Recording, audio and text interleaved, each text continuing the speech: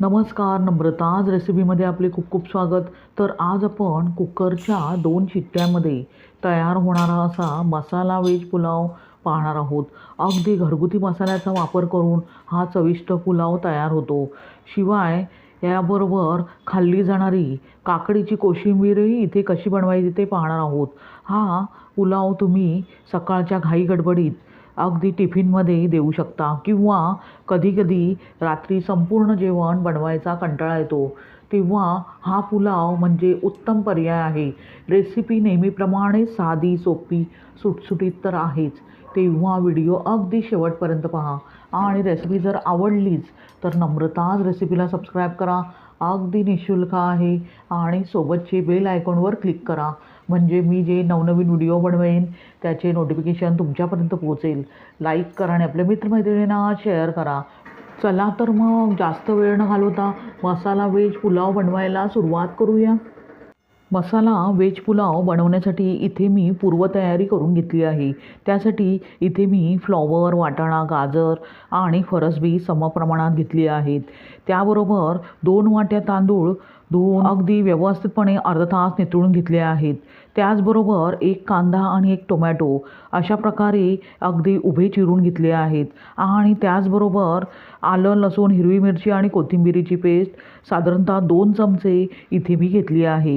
हिरव्या मिरचीची पेस्ट तुम्ही तुमच्या आवडीनुसार इथे कमी जास्त करू शकता. त्यानंतर इथे आपण एक पेस्ट तयार करून घेणार आहोत. त्यासाठी इथे मी अर्धी वाटी दही घेतली आहे. त्यात 1 चमचा लाल मिरची पावडर, पाव चमचा हळद, 1 चमचा धणेपूड आणि 1 चमचा गरम मसाला घालूया. आणि हे सर्व जिन्नस अगदी दह्यामध्ये व्यवस्थित एकजीव करून घेऊया. पावडर मसाले पूर्णपणे दह्यात एकजीव होईस्तोवर सतत मिक्स करून घ्यायचे आहे. मसाले पूर्णपणे दह्यात एकजीव झाले पाहिजेत इतपत आपल्याला व्यवस्थित अशी पेस्ट तयार करून घ्यायची आहे. आपण पाहू शकता अशा प्रकारे दह्यामध्ये मसाले मी अगदी व्यवस्थित मिक्स करून घेतले आहे. ते आता आपण बाजूला ठेवूया आणि आता पुलाव बनवायला सुरुवात करूया. तत्पूर्वी इथे मी 2.5 वाट्या पाणी इथे एका पातेल्यात गरम करत ठेवले आहे. ते आता आपण गरम होईस्तोवर इथे मी दुसऱ्या गॅसवर एक कुकर गरम करत ठेवला आहे.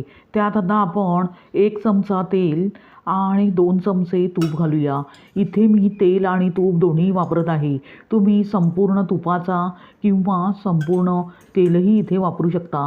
तेल आणि तुपाचे प्रमाण तुम्ही तुमच्या आवडीनुसार इथे कमी जास्त करू शकता.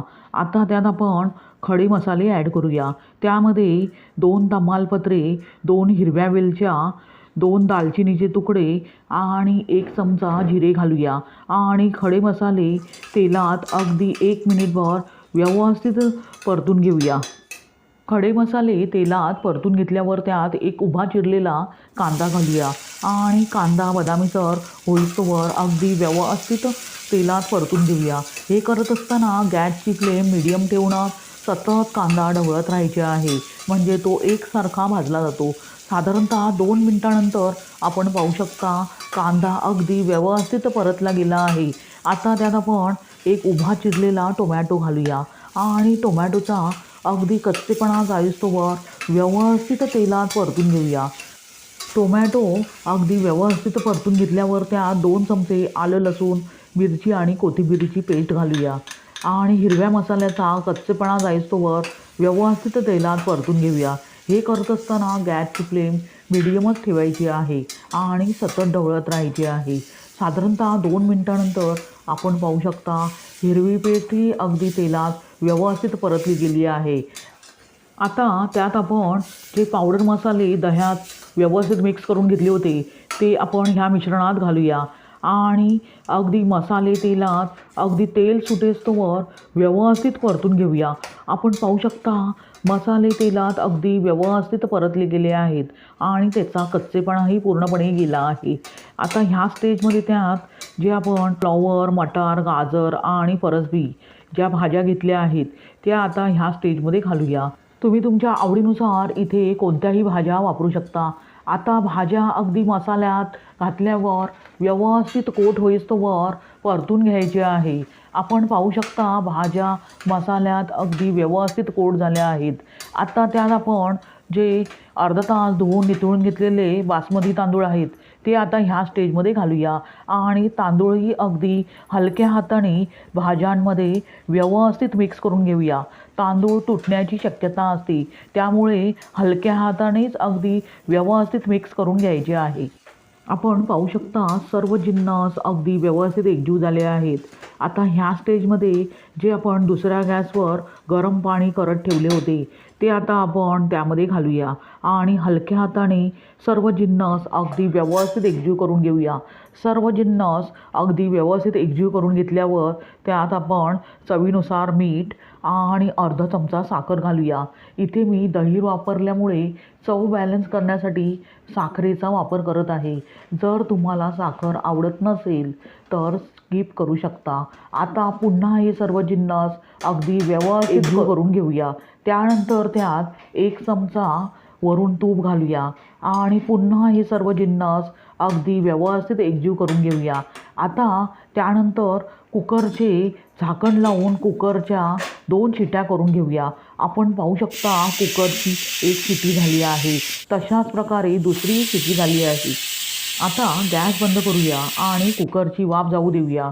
आता कुकर थंड होईस्तोवर आपण त्याबरोबर खाल्ली जाणारी काकडीची कोशिंबीर बनवून घेऊया. त्यासाठी इथे मी एक बाऊल घेतला आहे. त्यात एक बारीक चिरलेली काकडी घालूया. त्याबरोबर 2 हिरव्या मिरच्या तुम्ही तुमच्या आवडीनुसार इथे घालू शकता.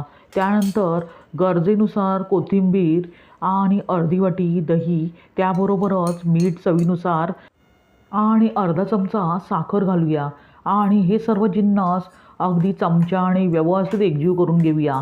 आपण पाहू शकता झटपट अशी काकडीची कोशिंबीर पूर्णपणे तयार झाली आहे. ती आता आपण बाजूला ठेवूया.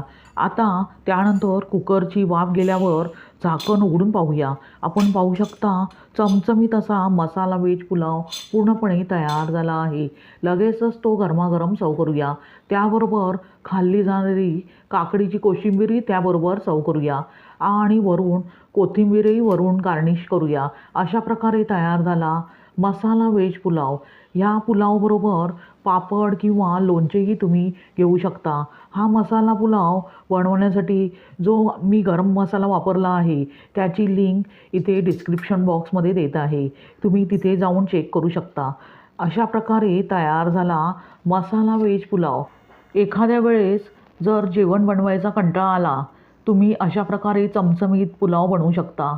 काही मिनिटातच तयार होतो, शिवाय चविष्टही लागतो. तुम्हाला ही रेसिपी कशी वाटली ते कमेंट करून सांगा. रेसिपी जर आवडलीच तर नम्रताज रेसिपीला सबस्क्राईब करा. अगदी निःशुल्क आहे.